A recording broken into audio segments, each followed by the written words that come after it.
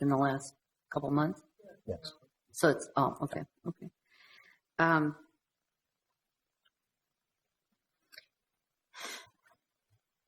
I wish I would have thought of this too when Ms. Hing was there. I'm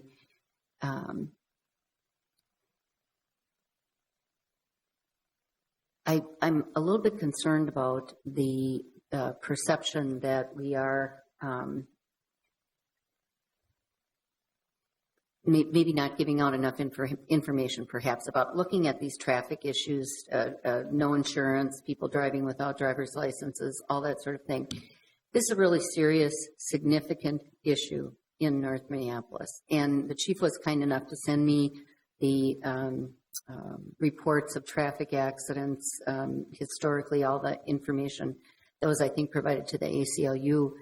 And, you know, it's clear we have thousands more violations for no insurance and for driving without driver's licenses in North Minneapolis. And all you have to do is just look at social media. I can think of 3 businesses that have had cars go through their windows in the last 2 months. And it just is a real problem. And so I want us to be careful as we talk about how we deal with some of these issues to make people understand that we're not just going to go there, this, you know, we can't handle this. We can't be worried about getting people into the system for these problems that, you know,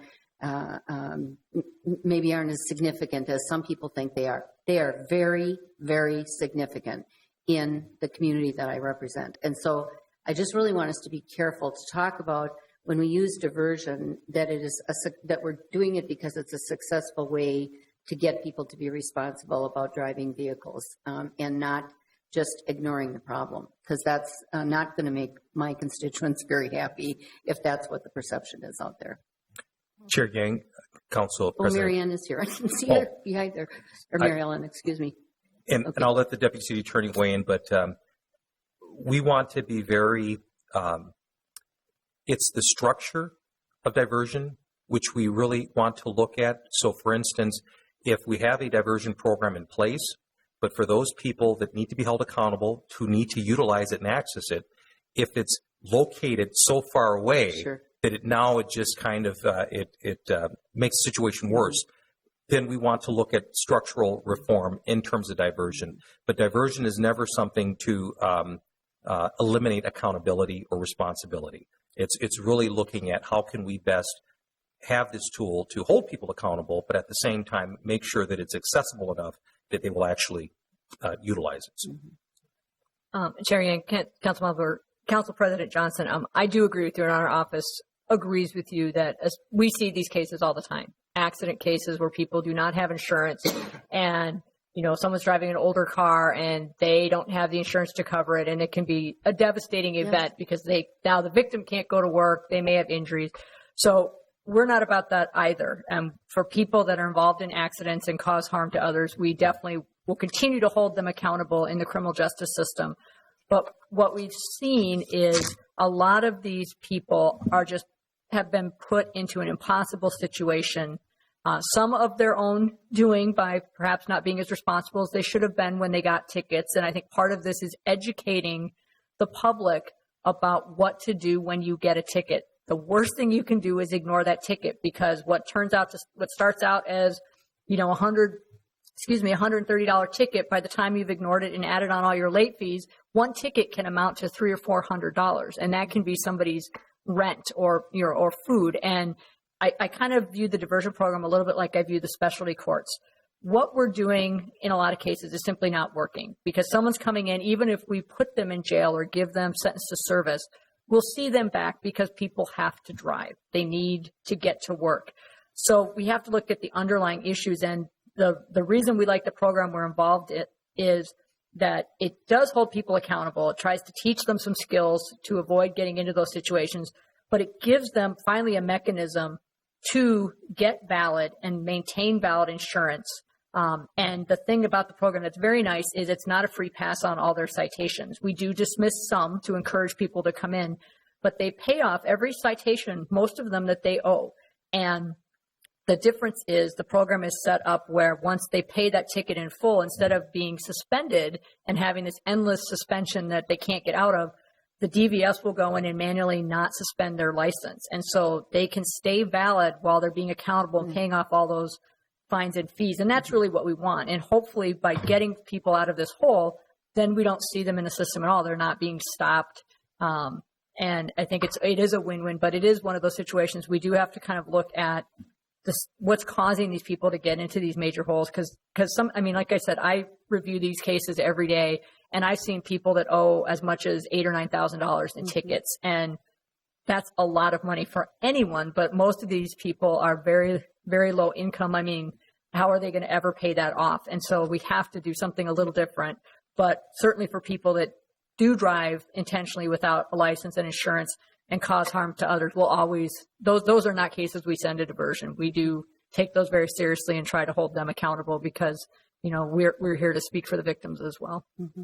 And Mr. Chair, in Ms. Hing, I think in Chief, I think one of the things, people react to what they read in the newspaper, and when our budget, the mayor's budget came out, there was mention of this diversion, or maybe not this diversion program, but changing state law or something like that. And I just think it's incumbent on us to tell that message that you just gave, that we want to help people fix, to get legitimate, to get into the system, if they're sincere about doing it, but we're not going to neglect going after the people that cause real harm for injuries. My own daughter was hit in a car. This is a long time ago, but I was just elected. She was hit by a hit-and-run driver and totaled my car that had 4,000 miles on it. And the people bailed out of the car. And it's devastating. I mean, thank goodness I had insurance. Thank goodness nobody was hurt. She was in a brand new car, so the airbags worked. It was great. But people go through this. And Ms. Hing, you are absolutely right, too. There are so many people in communities that you take out that 2000 Toyota, and they have to either get another car that they can't afford. I mean, it's really problematic. So we just really have to hold people accountable, I think, that are responsible for the accidents and do the best we can, but then also educate the public about that's the way we're going at it.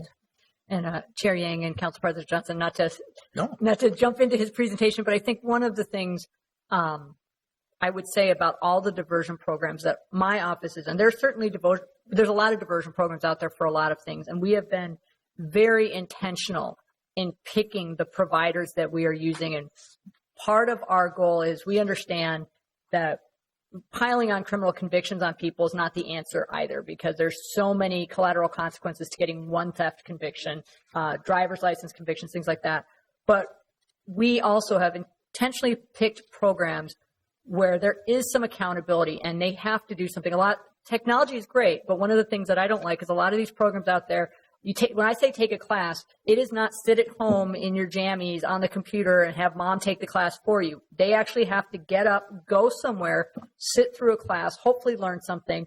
But as DC Arredondo said, we have to be thoughtful in that we have to be sure that we're putting these classes up on the north side where people can easily get them, because it doesn't do any good. People may want to do it, but how are they going to get there? So we pick programs that give those opportunities where there is something for the offender to do. They have to be accountable. They have to go through some hoops to get the reward, but we also have to make it accessible and user-friendly for them to do it, because if they can't make it, then the end result is they fail, they come back in the system, and we've achieved nothing. So we've been very intentional with all our programs, and perhaps we could do better at educating the public, and that's part of what we hope with our diversion coordinators, really get the word out as what we're doing and why we're doing it and the benefit to, the offenders as well as the community. And I think that's one thing my office has done very well, is we just don't say it's okay to take a 5-minute class on the computer. That's not enough for us. Councilmember Gordon. I just wanted to mention that the Youth Violence Prevention Executive Committee has also talked about this issue of driving and problems, and how sometimes it's the first time somebody has contact with the police, and a lot of times we've found there's really big hurdles to even getting your permit and your driver's license, and some people are trying to find a job without going through those steps when they're younger. And so we're trying to find ways and work together kind of at a more community level and with the schools and others about how could we actually have a way to get better training, better cars so people can take their test, and an understanding if that's what you need to do first, and even a testing site that isn't so far away. So we see that. And that also reminded me of another thing that I wanted to emphasize and appreciate from the youth violence prevention angle, which is the exposure to violence and domestic violence. That's an area that group's really trying to hone in on too, because it's very predictable. You can look at when you go back to kids later when you find out they've been a victim of violence or a perpetrator of violence, the exposure goes back to the home sometimes when they're very young. So I think we'll have some good partnerships there. And the driver issue, the intention is to be very proactive so we can start figuring out how do we lay down some of these groundwork expectations and resources ahead of the time so people don't end up getting in so much trouble later thinking it doesn't really matter, I can drive, who cares, and all that, and then their lives are ruined. DC Rondo, the OJP diagnostic assessments and the National Initiative for Building Community Trust and Justice, they sound so alike, but they're different, right? Chair Yang, absolutely. They are different. So I guess the simplest way I can describe it is the OJP diagnostic came in to really kind of see in terms of how this machine called the MPD is running. What are some key parts of that machine that we can work better on? The National Initiative for Building Community Trust and Justice is really saying the people that run that machine, how can we help them improve their services, improve those relationships with their communities, focused on, once again, procedural justice, reconciliation, and reducing implicit bias. Okay. And DC Rhonda, I'm just going to throw out some quick hits, but with MPD 2.0, I mean, I think the heart of it is that we want our cops to treat people out in the streets as though they were family members. And I think, I mean, if that's as simple as we can go at, looking at MPD 2.0, I mean, if anything, I mean, we just need a little bit more of that from our police departments. I think the domestic violence hotspot space is fantastic. And I think it's fantastic for this reason that, my understanding of some of the stats that came out of that is that a lot of the incidents that happen related to domestic violence, they escalate into more crime issues. And it's usually around that hotspot area. And so, any sort of attention that we put to that, I mean, over the long haul will probably be best for us as a city, just to reduce crime. And so I think that's fantastic. Just with regards to issues like the body cam program or the policies with regards to the early intervention system, I mean, those sorts of things, I would love for the MPD to come and do a presentation at the time that's appropriate to this committee, just so that, one, we could take a look at or hear about the programs and, what the impacts will be on the police departments, but also just, clearly we're going to pay a price for it, whether it's a software program or whether it's, anything related to that. And so, it'd be great just to hear about the program prior to, it getting online. And so, we can work with your, departments with regards to that. But thank you for the presentation. And I don't see any other questions from my colleagues, right? All right. Well, thank you. Thank you very much. And with all those presentations, we had 4 today, or 5 today, right? We had 5. Okay. Okay. And we will be waiting for one other one in about a month. And so with that, I guess I will make a motion to receive and file all those reports today. Any discussion? All those? Oh, Councilmember Gordon. I just wanted to thank you. I think this was a great idea to start the year and kind of getting this recap. It's a lot of information to take in, though, and I'm liable to forget something, so please forgive me. It's not simple, but appreciate you doing it and staff coming in and giving these reports and kind of peek into the future. Okay. All those in favor, please say aye. Aye. Any opposed? Motion carries. And with that, we have no other business before this committee, so we will adjourn this meeting. Thank you.